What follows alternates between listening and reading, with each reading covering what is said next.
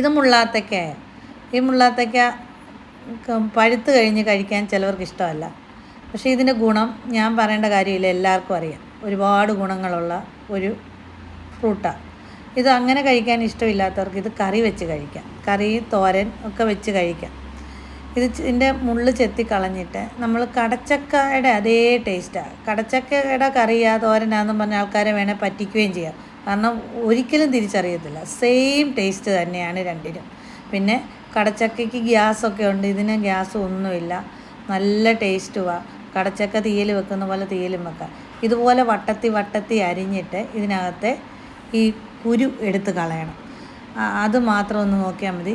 ഇത് തൊലി ചെത്തി കളഞ്ഞിട്ട് അത് വട്ടത്തി അരിഞ്ഞിട്ട് അതിനകത്തെ കുരു എടുത്ത് കളഞ്ഞിട്ട് കടച്ചക്ക അരിയുന്ന പോലെ തന്നെ ഇതരിഞ്ഞ് ഇത് തോരനും മെഴുക്ക് പുരട്ടി ഒക്കെ വെക്കാം.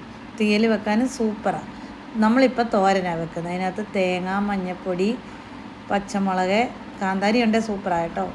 വെളുത്തുള്ളി ഇതെല്ലാം കൂടെ ചതച്ച് മിക്സിക്കകത്ത് ചതച്ചിട്ട് ഇച്ചിരി വെളിച്ചെണ്ണ ഒഴിച്ച് അടുപ്പേ വെക്കാം.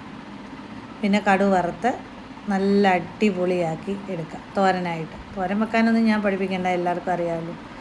അതുപോലെ തോരൻ വെച്ച് വെള്ളം ഒഴിക്കേണ്ട, വെള്ളം ഒഴിക്കാതെ വെളിച്ചെണ്ണയ്ക്കകത്ത് അടച്ചടച്ച് വെച്ച് അങ്ങനെ എടുക്കുന്നതായിരിക്കും നല്ലത്. പറ്റിച്ചെടുക്കുന്നതായിരിക്കും നല്ലത്. എളുപ്പം വെന്ത് കിട്ടും, ഭയങ്കര ടേസ്റ്റ്. ഒന്ന് ചെയ്ത് നോക്കിക്കേ, നല്ല ഗുണമുള്ളൊരു സാധനമാണ്. ഇതതിനകത്തെ കുരുവാണേ.